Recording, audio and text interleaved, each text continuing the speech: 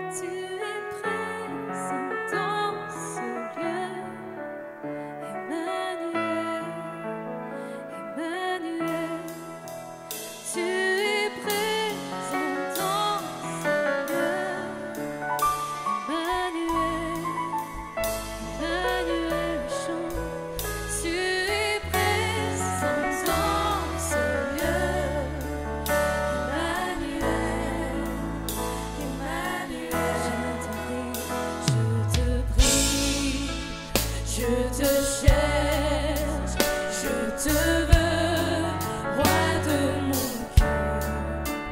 Je te prie, je te cherche, je te veux, roi de mon cœur. Emmanuel, Emmanuel.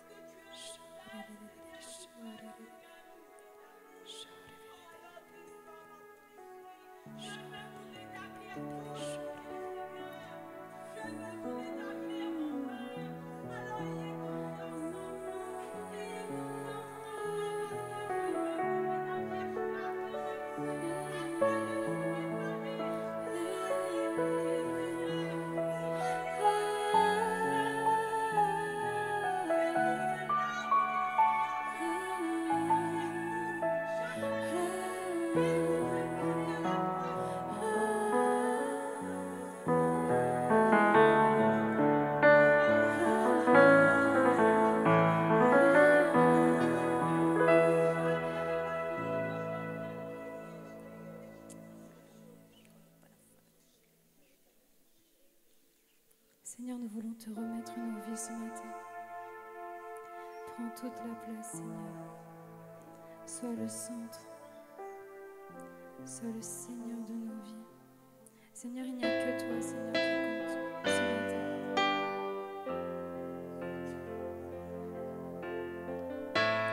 Personne n'est comme toi, Seigneur.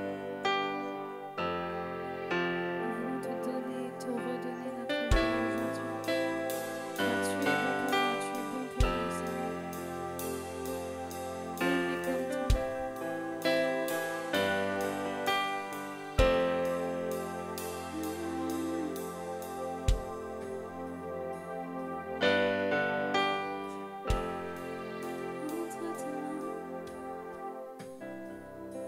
Entre tes mains, je mets ma vie, ce que je suis, oh Seigneur, et tu me prends dans le creux de ta main, je suis à toi pour toujours.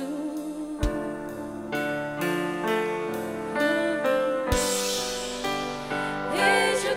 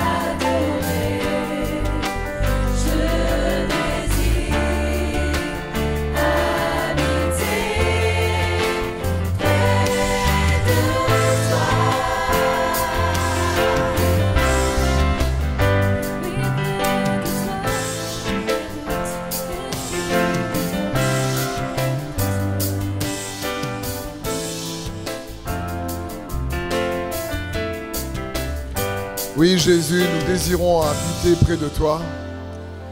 Merci, Jésus, pour ta présence dans nos vies. Saint-Esprit, je te prie d'envahir toute la place. Tu es appelé par Jésus lui-même le consolateur. Tu es celui qui console, tu es celui qui fortifie. Tu es celui qui relève, tu es celui qui nous affermit, nous établit.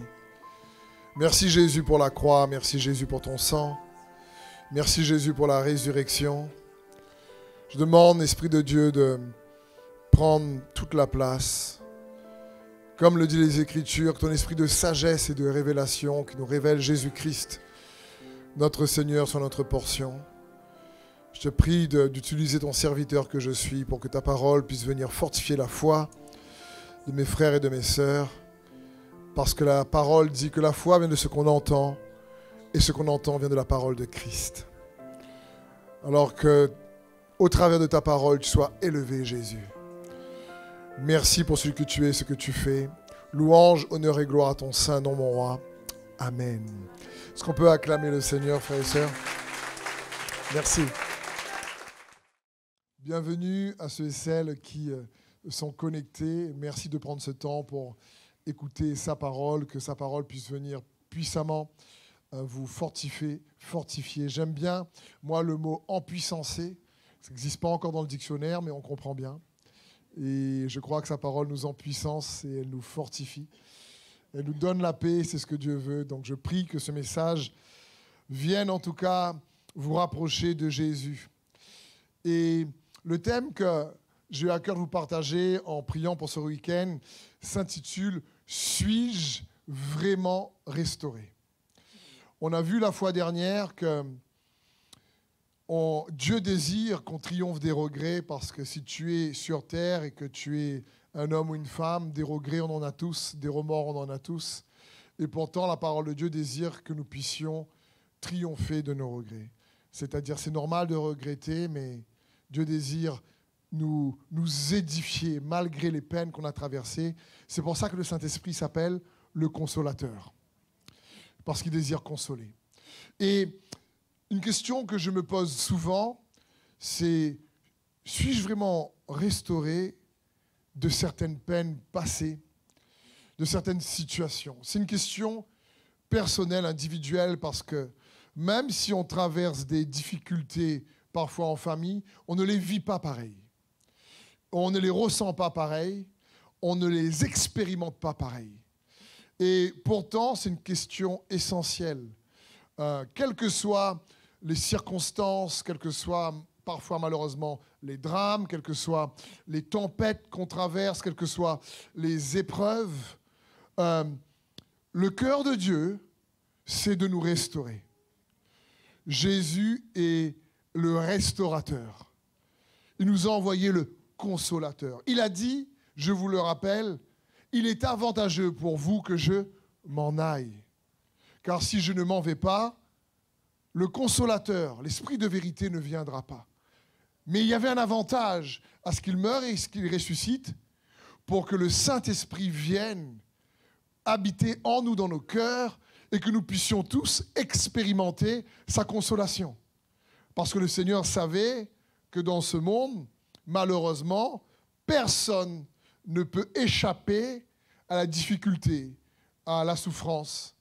Et pourtant, Jésus désire que, malgré ces difficultés, on puisse garder l'espoir, on puisse persévérer, on puisse garder la foi, on puisse retrouver la paix, on puisse réellement goûter malgré tout à son amour, malgré les difficultés. Et donc, c'est une question que je me pose souvent. Suis-je vraiment restauré de certaines peines passées? Et à cette question, je me suis posé une autre question. Je me suis dit, mais à quoi ressemble quelqu'un de restauré? C'est-à-dire, quels sont quelque part les indicateurs ou les critères qui nous montrent qu'on est restauré d'une situation? Parce que Jésus lui-même, en commençant son ministère dans Luc 4, on le voit dans les évangiles, il dit « L'Esprit du Seigneur est sur moi, car il m'a oint pour restaurer les cœurs brisés. » Donc, on voit bien que c'est une mission du Seigneur, de restaurer les cœurs brisé. Mais ma question, donc, c'est à quoi ressemble quelqu'un de restauré? Donc, je vais essayer de vous donner quelques indicateurs qui, j'espère, va vous encourager à tendre vers ces indicateurs. Il y en a plus, bien sûr. Je ne connais pas tout, mais la parole de Dieu est là pour restaurer les cœurs.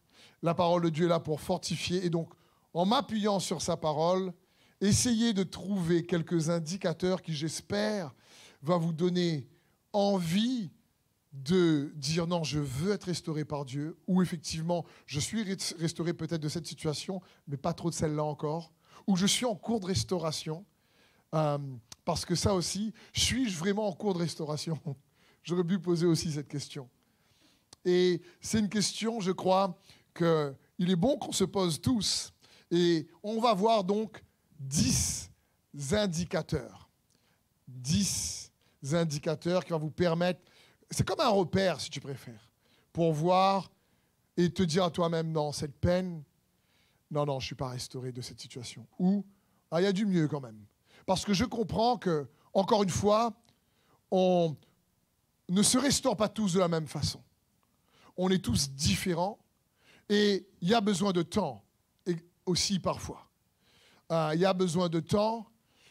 C'est pour ça qu'on appelle certaines périodes période de deuil, un processus également de temps pour que le cœur aussi puisse recevoir la paix de Dieu. Mais la longueur du temps est aussi différente dans la vie de chacun. D'accord? Donc le premier point qu'on va voir ensemble, le premier indicateur d'une personne qui, quelque part, est restaurée, le premier point, c'est qu'on a le souvenir, mais sans la douleur. C'est un premier indicateur. Quand Jésus meurt sur la croix et qu'il ressuscite ensuite, ce qui se passe, c'est qu'il dit à Thomas, « Touche mes plaies ».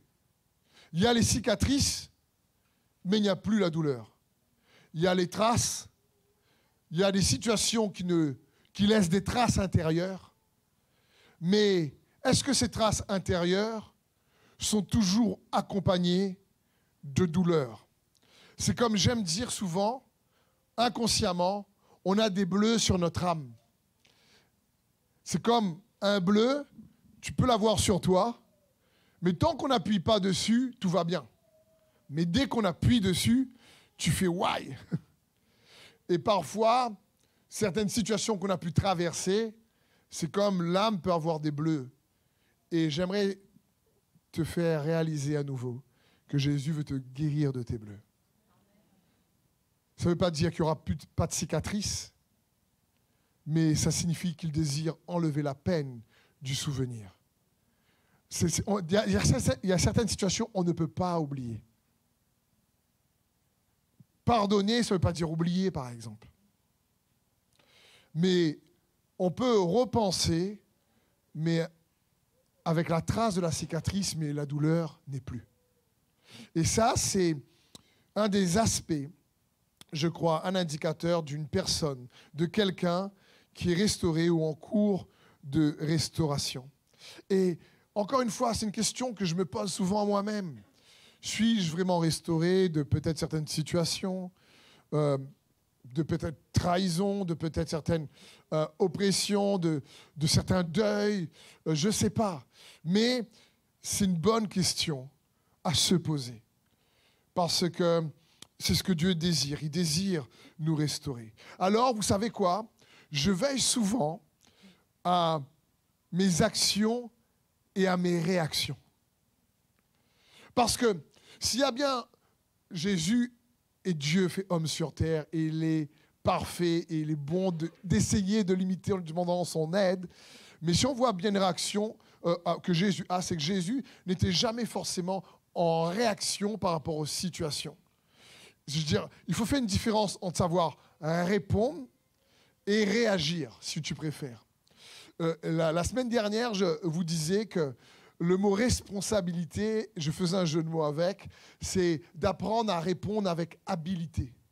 Et c'est jamais facile de répondre avec habilité. Jésus avait cette capacité.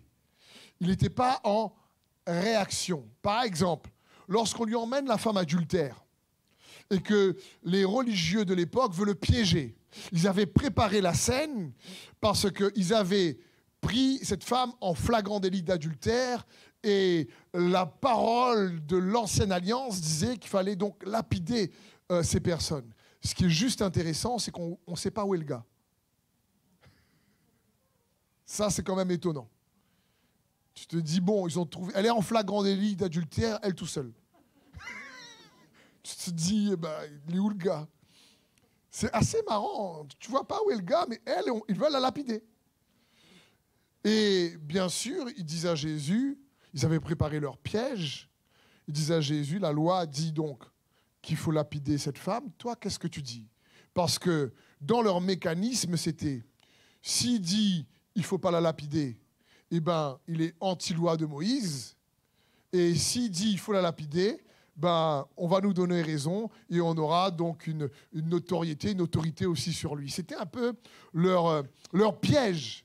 Et vous savez, pour la plupart d'entre vous, la réponse de Jésus, c'est « Celui qui n'a pas péché parmi vous, lui jette la première pierre. » Mais qu'est-ce que Jésus fait? À la pression, parce qu'ils insistaient. Alors, toi, qu'est-ce que tu dis? Alors, toi, ils voulaient qu'ils soient en réaction. Et Jésus a la force de caractère, la maîtrise de soi, de faire un petit dessin par terre. Enfin, il a écrit. On ne sait pas ce qu'il a écrit. On ne sait pas. Il y a plein de théories là-dessus, mais en tout cas, la parole de Dieu ne le précise pas. Et à leur pression, il reste stoïque, stable. Et puis, il écrit. Il se relève, il les regarde tous, yeux dans les yeux, et il dit, celui qui n'a jamais péché parmi vous, lui jette la première pierre. On voit que Jésus n'est pas en réaction. Et ça, c'est réellement une qualité qu'il a incroyable. Et donc, c'est pour ça que je dis, un des premiers indicateurs qui parfois nous montre si on est encore blessé ou pas, c'est de veiller à ses réactions. Veiller à comment on répond. Par exemple, quelqu'un te fait du mal et, quelque temps après, on te parle de cette personne et tu dis, bien fait pour elle. Tu te dis, ah bon, elle a eu un accident? Bah, bien fait pour elle.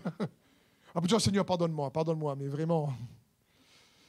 Je veux dire, on te parle d'une personne et tout de suite, tu vas renchérir en disant, oui, mais elle l'a quand même là. Donc, on peut être facilement en réaction en nous écoutant également. C'est simple, je vise personne. Mais imaginons qu'on te parle du président de la France. Je suis sûr qu'il y a des réactions. Et donc, c'est juste de voir un cœur restauré va toujours essayer de... Tu peux pas en dire ce que tu penses parce que Dieu nous a donné la pensée pour être libre de penser. C'est normal. Mais on peut partager notre opinion avec respect. On peut partager notre opinion avec bonté. On peut partager notre désaccord. J'aime dire, soyons d'accord d'être en désaccord. Il n'y a pas de souci par rapport à ça. Tant que c'est fait avec considération. Mais on n'y arrive pas toujours. D'accord ? Je dirais juste à commencer dans le couple déjà, c'est pas facile. J'aime prendre ce genre d'exemple, notamment lorsque des fois je fais les mariages. C'est l'exemple, imaginons une femme qui veut faire plaisir à son mari et elle lui fait un bon gratin. Il arrive du travail là et le mari lui dit « Waouh, ton gratin, ça sent bon ». Et quand il goûte, il dit « Tu sais quoi ? Maman, elle met des oignons dans son gratin. » Tu vois, donc, il dit juste ça comme ça. Maman met des oignons dans son gratin. Elle fait le même gratin que toi, mais dans mon habitude que moi j'ai eue, c'est qu'elle met des oignons. Et la femme lui répond, « Mais t'as qu'à faire ton gratin toi-même à ce moment-là. Alors déjà, je veux te faire plaisir. Je fais un gratin pour toi. Alors que moi aussi, je sors du boulot. Je prends du temps vraiment d'arriver à l'avance, de faire un gratin. Et moi, je fais sans oignons. Toi, tu me dis, ta maman met des oignons. Ben mange ton gratin toi tout seul. » Et puis là, le mari qui fait, mais attends, je t'ai juste dit, maman, mets des oignons dans le gratin, quoi. Je t'ai pas tapé dessus, je t'ai pas crié dessus, je t'ai juste dit qu'elle fait différemment de toi. Oui, mais si c'est comme ça, t'as qu'à faire toi-même. Et puis là, le mari qui enchérit, non, je voulais pas vraiment t'offenser, mais pourquoi tu réagis comme ça? De toute façon, la dernière fois, là, toi aussi. Et puis là, c'est parti sur... tous les deux deviennent des historiens. Des historiens, il n'y a pas que des historiens à la fac, hein. Le mari et la femme deviennent des historiens. Mais la dernière fois, le mois dernier, et puis avant, etc. Et à ce moment-là, la réponse, peut-être que le mari il avait juste dit ça machinalement, mais la femme, elle a répondu sur la défensive. Pourquoi? Parce que peut-être qu'elle est encore blessée de certaines comparaisons. Tout simplement. Mais elle a même pas, elle a réagi. Et la réaction est venue tuer la communication parce qu'elle était tout de suite sur la défensive. Et quand on est sur la défensive, lorsqu'on communique tout de suite, c'est qu'on protège en général quelque chose. Et c'est dans ce sens que beaucoup de disputes, malheureusement, éclatent dans les couples. Je connais, je suis marié. Donc, ou dans les relations. Et c'est là que je vous dis que suis-je vraiment restauré? Parce que parfois, on ne sait même pas de quoi on doit être restauré. C'est qu'on a des réactions, il y a des peines. Peut-être que cette maman, cette femme-là qui voulait faire la cuisine de son mari, eh ben, soit c'est peut-être un problème de comparaison, soit elle a été rejetée, soit une manière de montrer qu'elle aime ou de recevoir de l'amour, ben, c'est par l'activité, la performance. On peut grandir en étant enfant et quand tu travailles bien à l'école, ton papa ou ta maman dit là, je suis fier de toi, je t'aime. Et quand tu travailles mal à l'école, alors on te dit bah, t'es nul, tu sers à rien, franchement, tu me fais honte. Et donc tu associes l'amour à la performance. Et donc quand tu fais un gratin, tu essaies de faire de manière excellente. Quand on te fait une remarque, donc il n'est pas excellent, donc tu es offensé parce que tu penses que tu n'es pas accepté ni aimé parce que tu as associé l'amour à la performance. Me suivez-vous?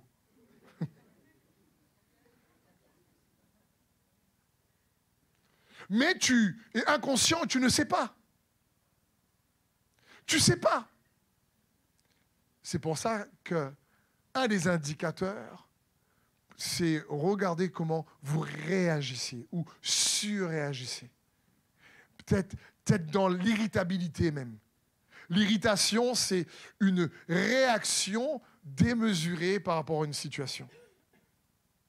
Par exemple, je ne sais pas, tu as un marmaille qui casse un verre, ton marmaille. Et là, le pauvre marmaille fait... Marmaille, ça veut dire enfant à La Réunion. Parce que je me rappelle quand, bien sûr, en vidéo, il faut que je traduise, parce qu'une fois, je parlais de sillave. Je dis, mets un peu de sillave dans ton repas. Et un frère en métropole m'a écrit, me dit, Steph, ça veut dire quoi, sillave? Je dis, excuse-moi, c'est sauce de soja. Donc, on peut veiller à nos réactions. C'est le premier indicateur. Parce qu'il est bon qu'on puisse faire attention. Jésus, même quand il renverse les tables dans le temple, il n'est pas en réaction. La Bible dit qu'il prend le temps de tresser un fouet. Il prend le temps.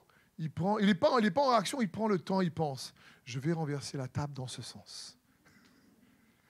Donc, voilà un des premiers indicateurs. Encore une fois, c'est pour nous encourager à chercher la consolation auprès de Jésus-Christ. Et c'est des indicateurs pour que nous puissions nous-mêmes dire, attends, où j'en suis aujourd'hui dans certaines situations qu'on a vécues, est-ce que je me sens bien restauré ou pas?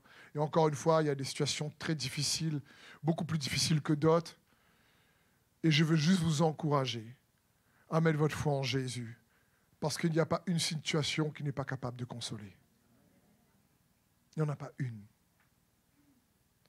Le deuxième indicateur, c'est quelqu'un de restauré ressemble à quelqu'un qui a appris des leçons de son épreuve et il en retire du bon. C'est quelque chose qui n'est pas automatique de retirer du bon d'une épreuve. Nelson Mandela a dit « Je ne perds jamais, soit je gagne, soit j'apprends ». J'aime bien cette phrase. La parole de Dieu va dire dans 1 Thessaloniciens 5, 21, « Mais examinez tout et retenez ce qui est bon. » On a plutôt tendance à examiner tout et retenir ce qui est mauvais. En général, c'est une tendance humaine naturelle. On retient ce qui est mauvais. C'est difficile parfois de retirer ce qui est bon. Par exemple, c'est compliqué que tu perds un être cher, va retirer quelque chose de bon là-dedans. C'est pas facile. Je veux dire, c'est compliqué quand j'ai perdu ma maman, et alors que j'apprends la nouvelle en pleine célébration d'église. Sur le coup, je dis, il n'y a pas quelque chose de bon là-dedans. Et souvent dans les épreuves, c'est compliqué, mais quelqu'un de restauré va toujours essayer de dire, bon, je n'ai pas tout compris, j'ai encore les cicatrices, mais qu'est-ce que j'ai pu apprendre de cette situation? Il y a toujours à apprendre. C'est un des indicateurs. C'est que, est-ce que de la situation difficile que tu as traversée, tu as appris quelque chose de juste et de bon? Parfois, on n'a pas appris, surtout quand on est dans les épreuves. Alors là, si on te dit en plein dedans, tu as appris quelque chose de bon, on dira, je vois rien de bon. Là. Mais après coup, quand on est restauré, ça peut prendre du temps, ça peut prendre des semaines, des mois, parfois des années. On apprend toujours. Un troisième indicateur, c'est quelqu'un de restauré ressemble à quelqu'un qui voit ses combats d'hier comme un entraînement aujourd'hui, pour aujourd'hui. C'est-à-dire, hier dans le combat, il ne voyait pas le combat comme un entraînement. Il ne voyait pas la difficulté comme un entraînement.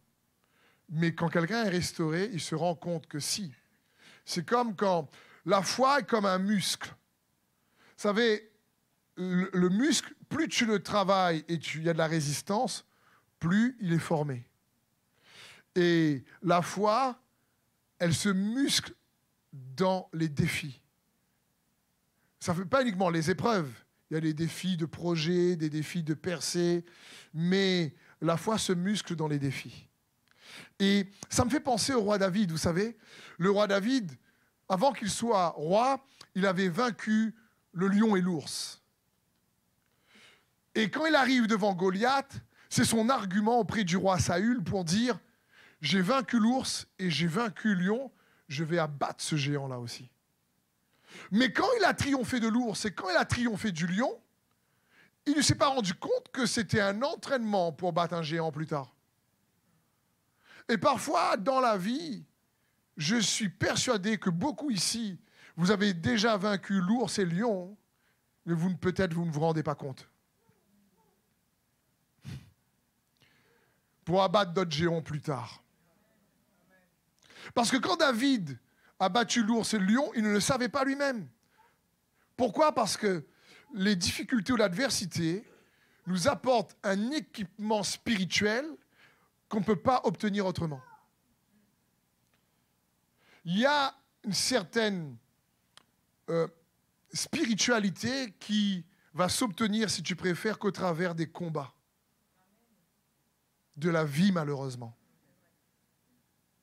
Tu peux faire les écoles bibliques que tu veux. Tu peux aller le nombre d'églises que tu veux, le nombre de cultes que tu veux, à la messe si tu veux, tu vas où tu veux. Mais malheureusement, dans la vie, par rapport à la foi, l'épreuve de la foi, dans le combat de la foi, il y a certains équipements dans la maturité spirituelle qui ne peuvent s'obtenir que dans le combat de la foi. Et quelqu'un qui cherche à être restauré pense aussi à ça, si tu préfères. C'est comme le psaume 23 où la parole de Dieu dit, au verset 5, « Tu dresses une table devant moi en face de mes adversaires. Tu verses de l'huile sur ma tête et tu fais déborder ma coupe. » C'est-à-dire, il y a des mets succulents que tu peux uniquement trouver sur la table où il y a en face l'adversaire. Ça parle bien sûr ici de mets succulents spirituels, d'accord ? Ça ne parle pas ici de rogailles saucisses, carré poulet. C'est des plats de la Réunion. Ça parle ici de place spirituelle. Il y a les mets succulents, tu dresses devant moi une table en face de mes adversaires. C'est comme un petit peu les enfants, la dernière fois, demandent à Sandrine, « Maman, tu sais c'est quoi un boss ?» Un boss, c'est un patron. Je dis, non, un boss, c'est quand tu fais des jeux vidéo, là, comme Mario et tout ça, à un moment donné, tu arrives à un certain niveau, et pour passer à un autre niveau, il faut que tu réellement arrives à battre le boss. Et quand tu triomphes du boss, tu passes à un autre niveau. Il y a malheureusement dans la vie certaines situations adverses sont comme des boss qu'il faut abattre. Parce que de toute façon, si on n'apprend pas, il y aura les situations, elles ne mentent pas. La Bible dit, par rapport au diable, que le diable est venu pour voler, détruire. Il est venu pour voler et détruire. Et que Jésus est venu pour donner la vie et la vie en abondance. Il ne va pas gêner, il ne va même pas te demander ta permission. Tu peux juste, même si tu dis, mais attends, je t'ai rien fait, moi, il s'en fiche. Et il est bon donc d'apprendre à garder le combat de la foi dans ces moments-là. Un quatrième indicateur, à quoi ressemble quelqu'un qui est restauré, où il nous faut plutôt tendre vers ça, c'est qu'il a découvert une nouvelle facette de lui-même qu'il ne connaissait pas. En général, quelqu'un qui, quand tu as traversé certaines difficultés, même si tu es guéri, que tu es restauré, il y a des cicatrices, tu n'es plus le même. C'est en général. Mais on peut changer soit en mieux, soit en pire. La souffrance nous rend soit meilleur, soit pire. Et encore une fois, ça nous appartient à nous de savoir comment la gérer. Et un quatrième donc, indicateur, c'est quelqu'un de restauré découvre une nouvelle facette de lui-même, un peu comme Gédéon, qui, face à l'adversité des Madianites, au départ, il a peur, et quand il rencontre le Seigneur, il va au combat, et il se rend compte qu'il est vraiment ce que Dieu a dit, Gédéon, vaillant héros. Et lui se voyait comme un zéro. Et Dieu le voyait comme un héros. Et tant qu'il n'allait pas au combat, il n'aurait pas su. Il faut comprendre que parfois, c'est difficile des fois à accepter, mais des situations d'adversité où des ennemis viennent te révéler qui tu es plus que certains amis. Parce que tu vas chercher profondément en toi pour te surpasser, pour garder la foi. Donc, en général, quelqu'un qui est restauré se découvre en Christ. Il découvre que la Bible dit que le faible dit « je suis fort ». La parole de Dieu dit que le faible dit « je suis fort ». Parce qu'il découvre que oui, lui, peut-être qu'il n'est pas capable. Mais dans la confiance en Dieu, lui, il n'est pas capable de surmonter telle situation. Lui, il n'est pas capable de surmonter telle peine. Il n'est pas capable de surmonter telle perte. Il n'est pas capable de surmonter tel manque. Mais que le faible dise « je suis fort ». Avec Christ et la consolation de Dieu, c'est possible. Et donc, tu apprends aussi à t'accepter, même à t'aimer malgré tes imperfections, malgré tes défauts. Je me rends compte que c'est un peu la vie chrétienne. La vie chrétienne, c'est que tu te découvres en Christ toujours, selon l'image que Dieu veut que tu aies, et non pas selon l'image que toi tu penses avoir. Et quelqu'un qui s'accepte plus facilement malgré ses imperfections parce qu'il sait qu'il est aimé de Dieu. Il sait peut-être que lui ne peut pas, mais il sait que Dieu est avec lui. Il apprend par la foi à dépendre de la capacité de Dieu plutôt que sa capacité. Quelqu'un lui fait du mal et humainement, il a envie de claquer la personne. Mais il dit, Seigneur, aide-moi à pardonner à la personne. Dans ce sens où, Seigneur, ma capacité à moi, c'est tu me claques, je te reclaque, mon gars. Et puis, tu te dis, Seigneur, il faut franchement pardonner. Mais pardonner, encore une fois, ne signifie pas faire confiance. Pardonner ne signifie pas manger avec tous les jours. Si Dieu dit pardonne à tes ennemis, il ne te dit pas, et franchement, sors avec tous les jours. Quoi. Quand tu pardonnes, tu te protèges toi. Tu te protèges toi de la rancœur, tu te protèges toi de la haine, tu protèges toi. Et donc, c'est bon pour nous de réaliser ça. Quelqu'un qui est restauré, donc découle une nouvelle facette de lui-même. Il rentre plus facilement dans le repos que Dieu a pour lui, la paix dans son âme. Malgré tout, plus facilement. Au lieu de laisser la rancœur, la haine, la jalousie, les rivalités venir le ronger de l'intérieur, il va plus facilement s'abandonner entre les mains de Dieu. Et c'est ce que Dieu veut pour nous. Il va être libéré. Comprenons bien.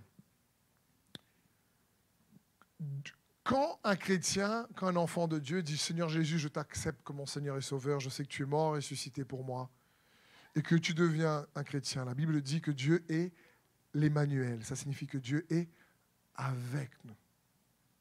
La parole de Dieu va même dire un verset que tout le monde déclare, c'est « Si Dieu est pour nous », alors voilà, un verset qu'on peut coller sur le frigidaire. Si Dieu est pour nous, qui sera contre nous? Mais dans l'adversité, à un moment donné, tu es sûr, tu es pour moi là? Je n'ai pas tout compris. Hein? Et pourtant, il est l'Emmanuel. Dieu avec nous. Et s'il est avec toi, c'est pour t'aider à surmonter aussi les défis de la vie de chaque jour. C'est son cœur.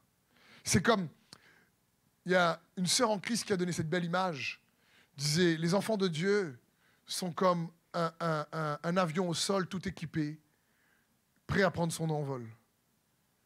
Ils ont Dieu en eux, ils ont la foi, ils ont la parole de Dieu, ils ont le Saint-Esprit, ils ont l'appel de Dieu dans leur vie, ils ont une destinée, mais il leur manque juste la foi pour décoller. Juste de croire que Dieu est capable de te faire passer au-dessus de certaines situations qui t'ont affecté. Au lieu que tu restes dedans, même si c'est passé il y a des mois, voire des années en arrière, et tu es toujours dedans affecté, il veut te faire passer par la foi au-dessus, avec sa paix. 5e indicateur, en général, quelqu'un de restauré grandit inconsciemment dans l'humilité.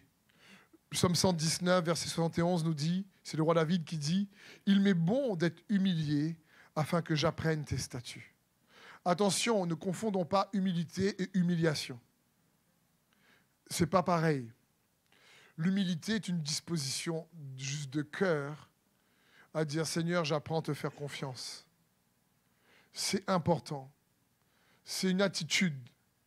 La Bible dit que Jésus s'est humilié lui-même. Oui, jusqu'à la mort et même la mort de la croix.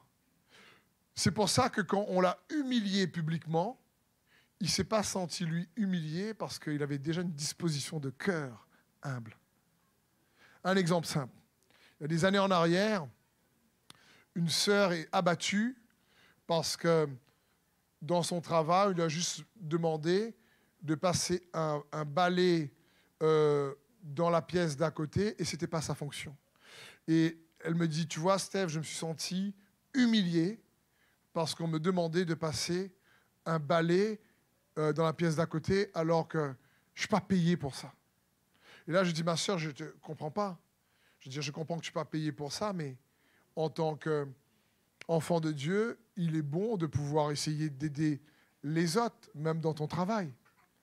Je veux dire, je pense que peut-être si tu désires manifester l'amour de Christ envers tes collègues, est-ce que tu ne penses pas plus intéressant que tu puisses toi-même proposer de passer le balai, si ce n'est pas plus long?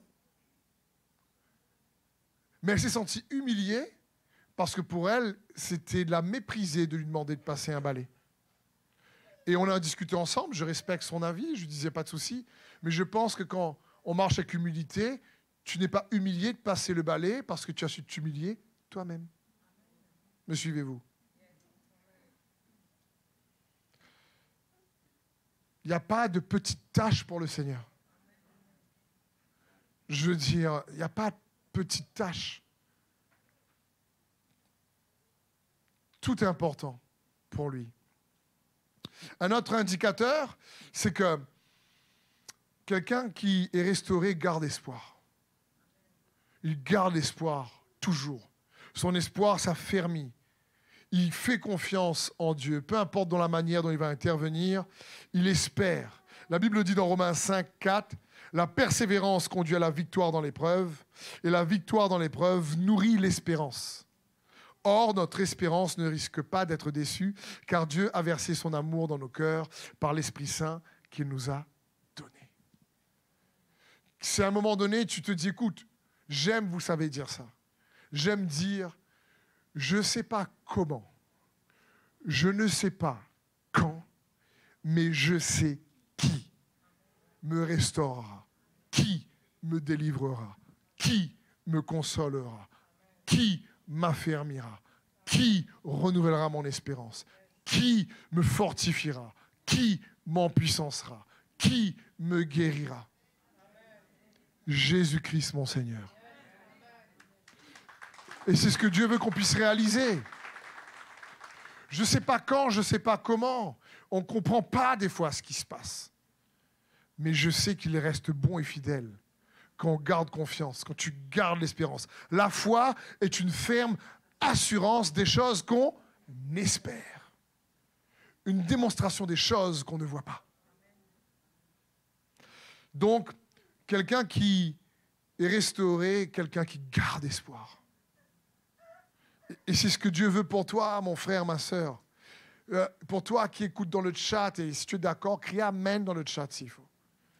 Parce que Dieu veut qu'on garde espoir. C'est son cœur.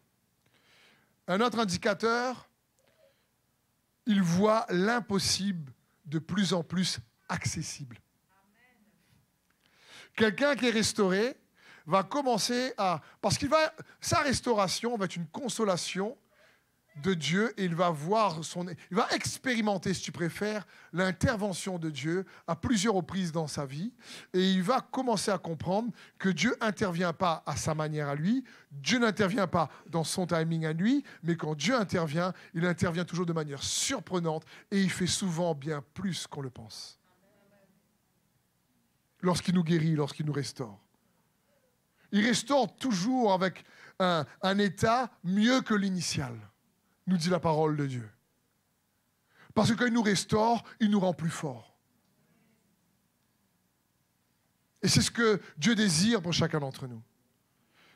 Et donc, quelqu'un qui ressemble à quelqu'un qui est restauré ou qui expérimente plus la restauration de Christ, il va commencer à voir de plus en plus l'impossible comme de plus en plus accessible. Parce que Dieu utilise toujours des gens ordinaires pour en faire des choses extraordinaires. Par le moyen de la foi. C'est son cœur. C'est son cœur. Il console. Je veux dire, j'ai hésité entre « Suis-je vraiment restauré ?» et ce titre-là. Le titre, c'était « Planter ou enterrer ?»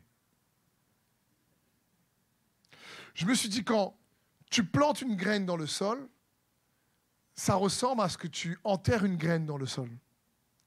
Et je me suis dit, est-ce que les épreuves de la vie nous enterrent ou nous plantent? Est-ce que les épreuves de la vie, les difficultés, nous plantent dans la foi ou nous enterrent dans le doute?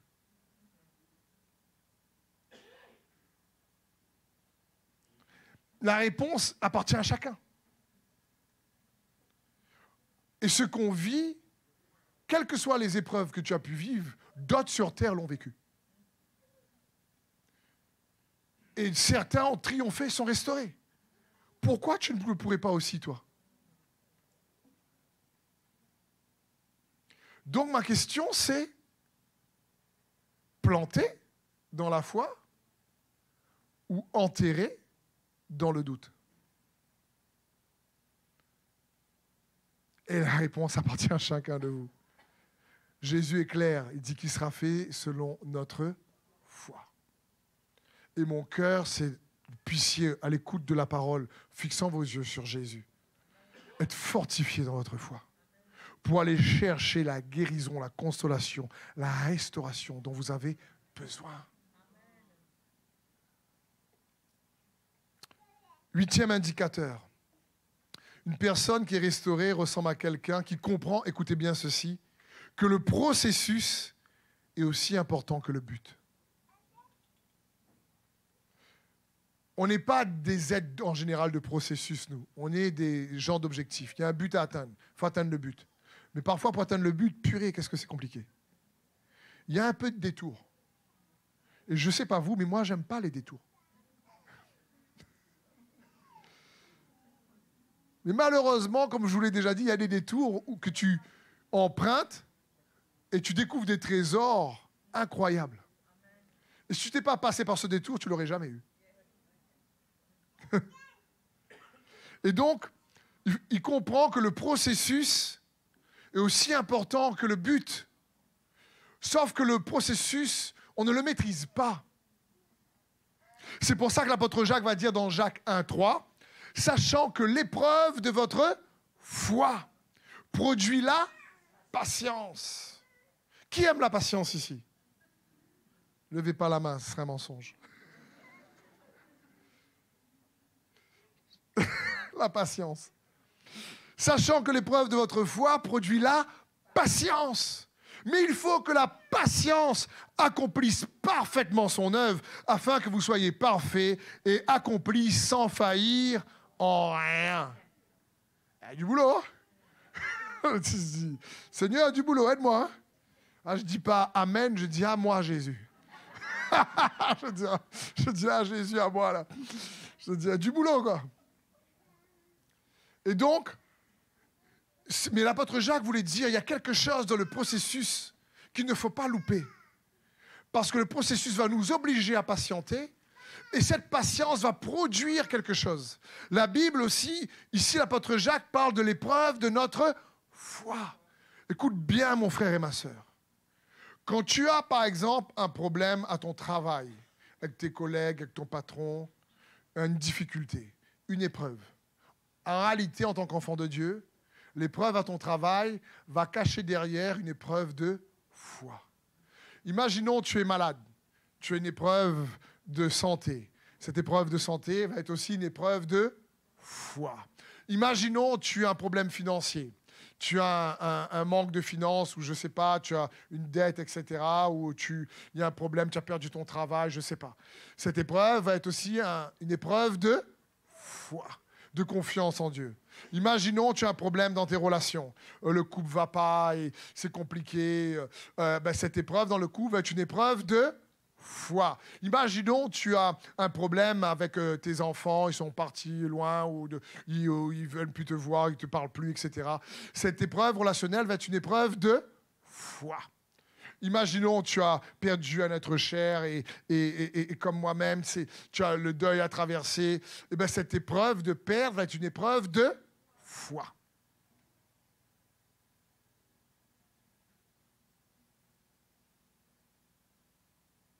Amen. Parce que je vous regarde, j'aime pas ça, Stéphane. Je ne dis pas ça, vous n'avez pas, frères et sœurs, je dis ça pour que vous puissiez comprendre que, quelle que soit en réalité l'épreuve que nous traversons, c'est une épreuve de foi. Quelle que soit la forme qu'elle prend dans les circonstances, ou la perte qu'elle prend, quelle que soit la forme de la tempête que tu traverses, quelle que soit la longueur du désert que tu traverses, quelle que soit, si tu préfères, la saison sombre que tu traverses. Je ne sais pas, on pourrait prendre plein de synonymes. Ce que je veux dire par là, c'est que ça va être une épreuve de foi. Où je veux t'encourager à placer toujours ta confiance en Jésus et ce qu'il a accompli. Parce que c'est la foi qui va te faire triompher, nous dit la parole de Dieu. Peut-être pas dans les circonstances, peut-être que les circonstances n'auront pas changé, mais toi, tu auras changé à l'intérieur. Peut-être que les circonstances ne seront pas restaurées comme toi, tu le souhaiterais, mais toi, tu auras plus de paix à l'intérieur. Toi, tu seras guéri à l'intérieur. Toi, tu seras restauré à l'intérieur. Toi, tu vas pouvoir penser à ce qui s'est passé, mais là, il n'y aura plus de douleur. Parce que tu vas laisser le consolateur, le Saint-Esprit, venir opérer en toi sa consolation. Et l'expérience de sa consolation en toi va être aussi réelle que l'expérience de l'épreuve que tu as traversée autour de toi. Et ça, personne ne pourra t'enlever. Parce que la foi est toujours quelque chose de personnel. Je peux même, en tant que pasteur, dire à mes enfants, il y a la foi, il y a la foi, il y a la foi, il y a la foi, il y a la foi. Vous êtes obligés d'avoir la foi parce que je suis pasteur. C'est faux, ça marche pas comme ça. C'est à eux, à un moment donné, dans leur authenticité avec Christ, de choisir, de dire Jésus. Parce que c'est leur foi qui va les aider dans leur vie. Je peux avoir la foi pour certaines victoires pour eux. Mais la foi en Christ, c'est aussi quelque chose d'intérieur.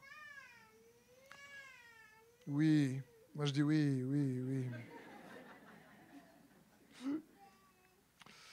Donc, et quand tu comprends que le processus est aussi important que le but, tu apprends réellement à te reposer, à avoir la paix dans la situation dans laquelle tu te trouves, même si c'est compliqué.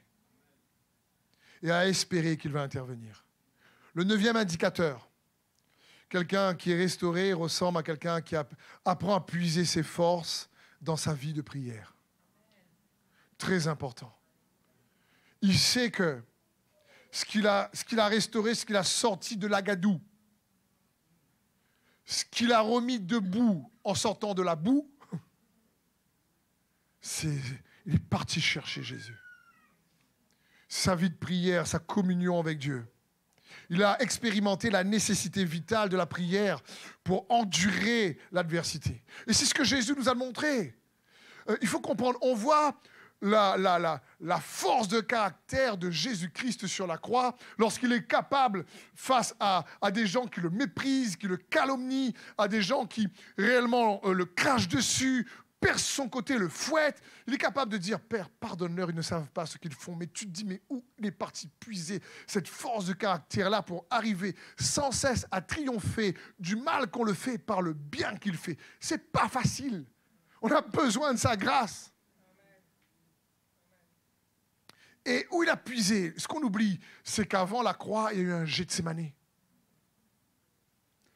La victoire sur la croix a été obtenue à Gethsémané. Le mot Gethsémané signifie pressoir à huile. Jésus était tellement pressé, la Bible dit qu'il y avait comme des grumeaux de sang. Il a prié, il a dit à ses disciples, priez avec lui, ils ont dormi. Mais Jésus a prié. Comprends bien, mon frère, ma sœur, la prière n'informe pas Dieu de ta situation. La prière invite Dieu dans ta situation. Ben pareil. Bon Seigneur, je vais t'informer de ce qui se passe.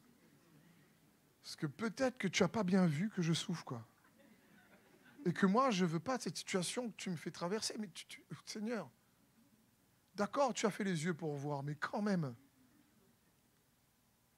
Et donc, quelqu'un de restauré a compris la nécessité d'avoir une vie de prière qui nourrit sa foi.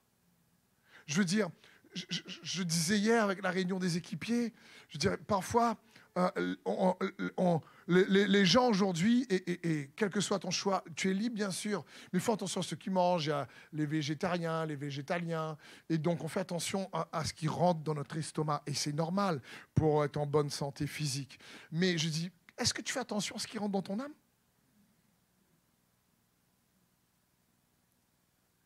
Je veux dire, est-ce que tu fais attention à ce qui rentre dans ton âme pour nourrir ta foi? Pour justement sortir de la situation difficile qui te brise? Et la prière nous aide à sortir de là. Donc quelqu'un de restauré a expérimenté la nécessité d'une vie de prière. Comprenons bien, frères et sœurs, la prière te soigne toi-même.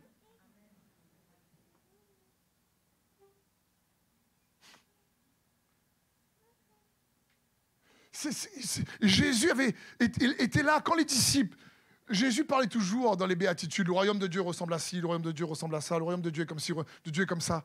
Les disciples font waouh, super, génial, ils voient Jésus faire les miracles et tout ça. Et les disciples disent, Seigneur, tout ça c'est extra, mais peux-tu nous apprendre à prier? Pourquoi ils l'ont demandé? Parce qu'ils ont fait le rapprochement. Ils ont fait le rapport entre où il est capable de marcher sur l'eau, il est capable de calmer la tempête, il est capable de dormir dans une tempête parce que sa vie de prière, qu'on ne voit pas, le maintient dans sa vie publique. Mais mon Père qui voit dans le lieu secret vous le rendra, nous dit Jésus. Et donc, il sait que sa restauration aussi dépend de son attachement à Dieu, de sa vie de piété, son attachement à Christ Jésus. Parce que la prière te console toi-même. La paix même de Dieu dans la tempête est une des conséquences de notre vie de prière. Retrouver le sommeil quand tu es en pleine tempête, c'est des fois pas facile. Mais la prière va t'aider. Et la prière, c'est un cœur à cœur avec Dieu. La prière, c'est juste quand... J'aime le dire comme vous le savez. Je veux dire, comment veux-tu que ta prière touche le cœur de Dieu si elle ne touche pas ton propre cœur? C'est surtout ça. Et que tu demandes, tu parles avec Dieu. Seigneur, mais j'arrive pas, c'est dur, quoi. Là, c'est compliqué. Aide-moi, j'ai besoin de toi. Enlève cette souffrance, j'arrive. J'ai besoin de ta grâce. Tu as dit que tu es le consolateur. Tu m'as envoyé le Saint-Esprit. Console-moi. Par mes propres efforts, j'arrive pas. J'ai beau partir en vacances, revenir, j'ai beau essayer de penser à autre chose, je ne dors pas, mes pensées sont pressées par ça, je me rappelle, les souvenirs sont là, je pleure. Mais il est le consolateur. Et c'est des événements, des situations qu'on traverse tous. Je me rappelle, je vous l'ai déjà dit, mais quand il est bon de le retémoigner, quand en pleine célébration, j'apprends que ma maman est partie, la seule chose que j'ai envie de faire, c'est pas de prière, c'est pas d'aller voir Dieu. La seule chose que j'ai envie de faire, c'est pourquoi, Seigneur, tu as fait ça? Je te sers et tu fais ça. C'est quoi ton problème, quoi? Seigneur, tu n'as pas bien compris, là. Et bien sûr, la peine était là au départ. Et les émotions étaient en ébullition. Compliqué. Mais j'ai choisi de dire, Seigneur, tu restes Dieu, donne-moi ta paix. Je n'arriverai pas tout seul. Seigneur, j'ai besoin de ta paix, j'ai besoin de toi, j'ai besoin que tu m'aides, j'ai besoin que tu interviennes, j'ai besoin de ta consolation. Seigneur, même si c'est compliqué, je m'attends à toi. Et il a fait une opération intérieure. Et là, je n'étais pas à La Réunion en ce moment-là, je suis rentré à La Réunion pour faire les funérailles. Et aider mon papa, mes frères, ma soeur, tout ça, à dire non, il faut traverser cette situation, il faut garder espoir, il faut avancer. Jésus, la résurrection, la vie et le consolateur. Tu apprends à puiser, tu apprends à extraire dans ta vie de prière et de piété la force qui se trouve en Jésus-Christ. Et où est Jésus? Où est Jésus? Il n'y a pas de piège. Où est Jésus? Dans la Bible? En nous. Il n'y a pas de piège, il est en nous. Si tu crois en Jésus, il vit en toi. La Bible dit, vous êtes le temple. Le temple, ce n'est pas un bâtiment, ce n'est pas une dénomination, ce n'est pas une église avec des murs. Ça, c'est un outil.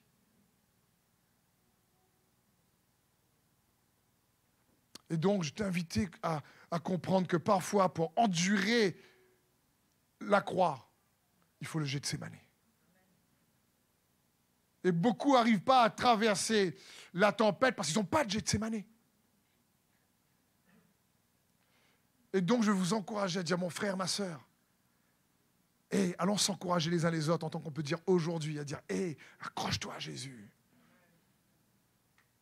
La prière va te soigner toi-même. La prière va l'inviter à intervenir dans ta situation. Dans ton couple, dans ton travail, dans ton âme, dans ton intérieur. Parce que quelle que soit l'épreuve que tu traverses, c'est une épreuve de foi. Chaque épreuve que nous traversons va nous pousser à remettre en cause l'amour que Dieu a pour nous. C'est tout. Et on va douter. Est-ce que Dieu nous aime vraiment? Si même, pourquoi ça m'est arrivé? Point. Et là, maintenant, il faut batailler avec. Et si tu es végétarien spirituel, c'est compliqué. Avec tout le respect pour les végétariens naturels. Parce que tu vas manger trop léger, alors que tu as besoin de la parole de Dieu pour que ta foi puisse être fortifiée. Parce que la foi vient de ce qu'on entend vient de la parole de Christ. Dernier point, dernier indicateur. À quoi ressemble quelqu'un qui est restauré? C'est quelqu'un qui a appris à faire confiance en Dieu. Vous savez pourquoi? Pour que Dieu maintenant lui fasse confiance.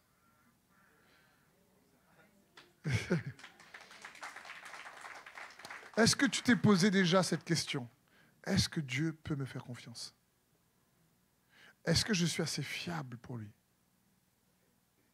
Est-ce que Dieu est capable de me faire confiance avec l'adversité? Question difficile, ça.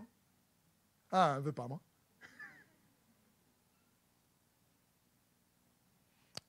Isaïe 58, 1.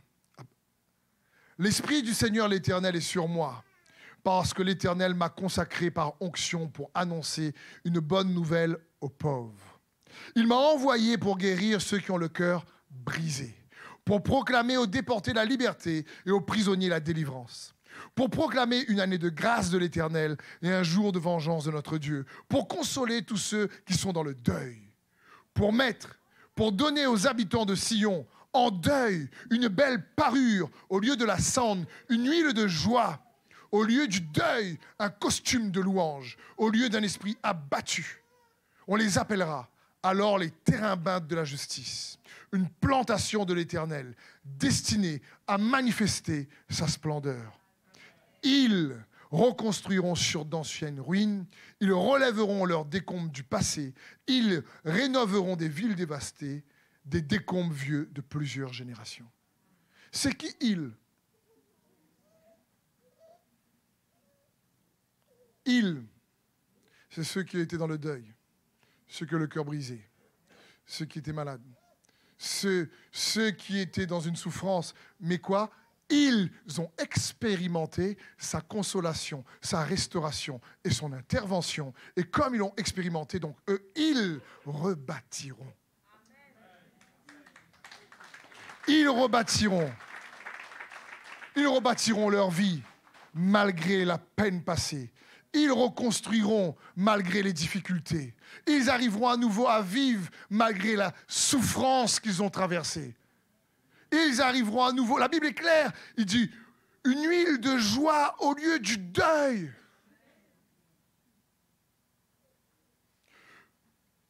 Un costume de louange au lieu d'un esprit abattu. Ça parle de il. Donc, si tu es brisé, si tu es en cours de restauration, ou si tu as été brisé, tu es qualifié pour expérimenter son intervention. Qualifié pour expérimenter sa restauration. Qualifié pour être consolé par le consolateur. Parce que Jésus t'aime, il nous aime. Moi, je suis qu'un outil, qu'un serviteur, je suis comme vous, frères et sœurs. On traverse souvent dans la vie de différentes étapes, les mêmes adversités de différentes manières. Mais on a tous le même Seigneur. Et on peut tous avoir accès à sa consolation. Et la parole de Dieu, c'est « il ». Et à la question « suis-je vraiment restauré ?» j'aimerais juste répondre en disant « même si ce n'est pas le cas pour toi encore, ou même si tu es en cours, sache que c'est son cœur de te restaurer. » Jésus a payé le prix fort pour ça. Il désire te consoler. Il désire te restaurer. C'est ce que Dieu désire.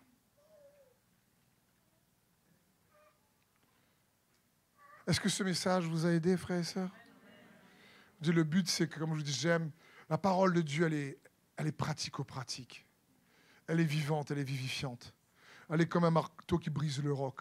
Pourquoi comme un marteau? Parce que parfois, nos cœurs s'endurcissent face à la souffrance.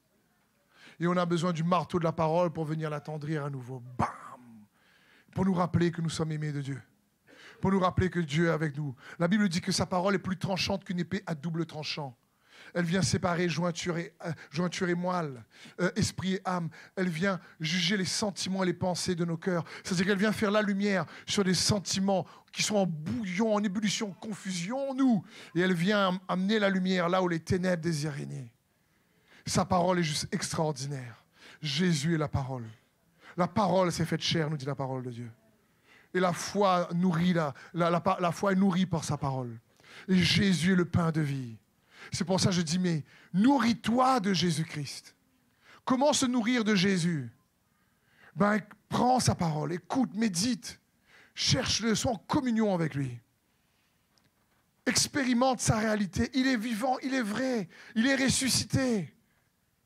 Il est ressuscité pour que tes blessures soient cicatrisées. Et que tu expérimentes la puissance de la résurrection. dans ta vie. Est-ce qu'on peut fermer les yeux un moment, s'il vous plaît?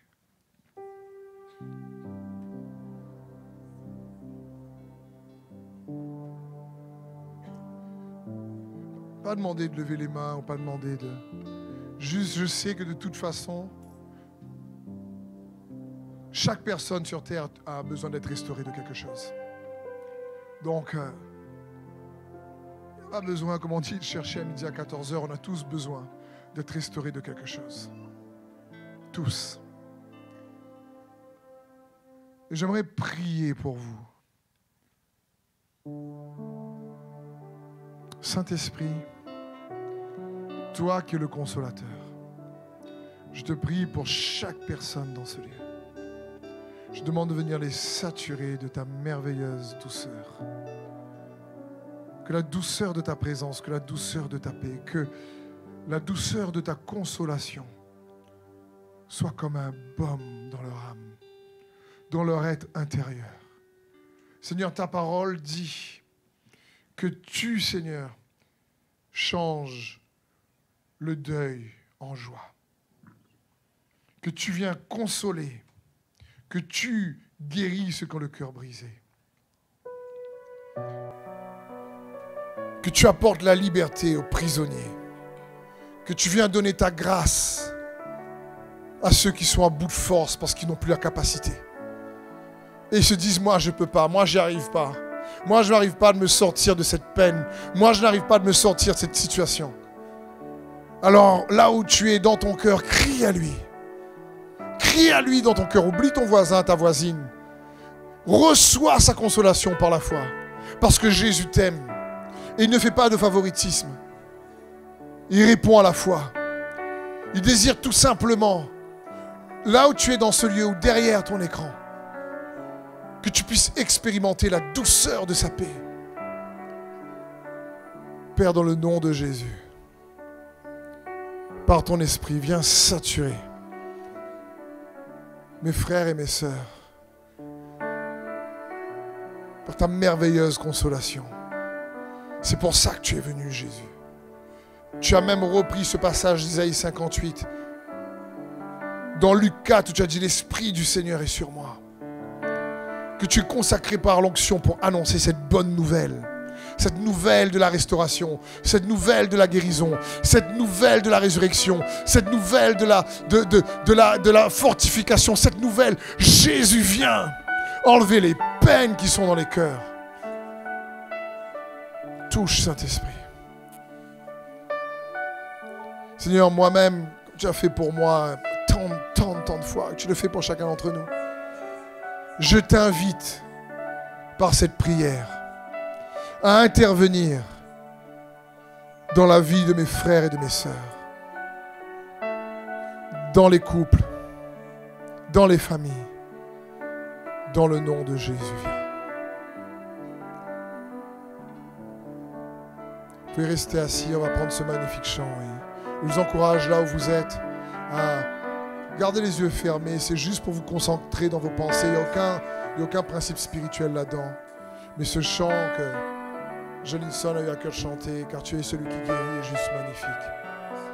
Et je vous propose de vous le déclarer vous-même en chantant sur votre propre vie, sur votre famille, sur votre situation, sur vous-même.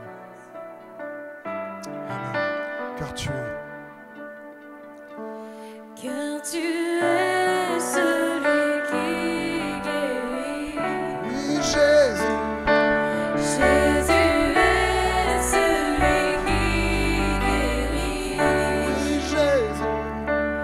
Car tu es celui qui guérit. Jésus est celui qui guérit. Guéris les cœurs brisés, Seigneur.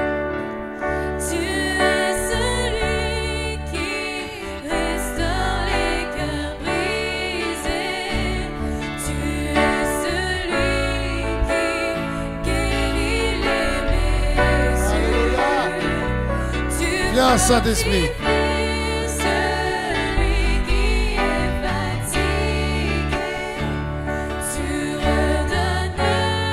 Viens, Saint-Esprit.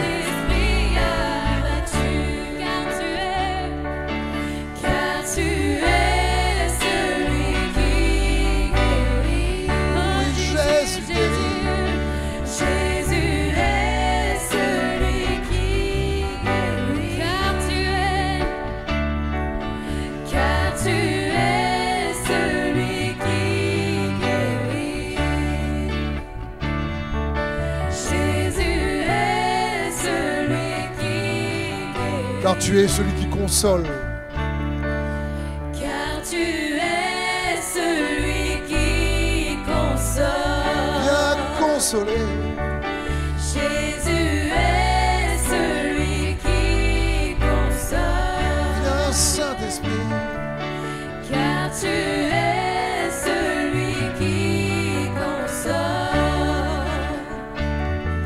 Jésus est celui qui console. Oui, Saint-Esprit, toi qui es le consolateur, viens toucher les vies, toucher les cœurs. Que chaque frère et sœur qui est venu ce matin puisse ressortir de ce lieu plus léger, plus légère, avec une foi fortifiée, en se rappelant, Seigneur, que malgré les incompréhensions des circonstances, tu restes le consolateur et tu nous aimes. Je te prie également pour tous ceux et celles qui, derrière leur écran, ont besoin de cette consolation. Esprit de Dieu, tu réponds à la foi, et la foi vient de ce qu'on entend. Peu importe la distance, le temps quand ils vont écouter ce message, ceux qui reçoivent ta consolation, ceux qui croient en toi, qu'ils puissent expérimenter ce baume de paix, et que tu puisses transformer leur peine en joie.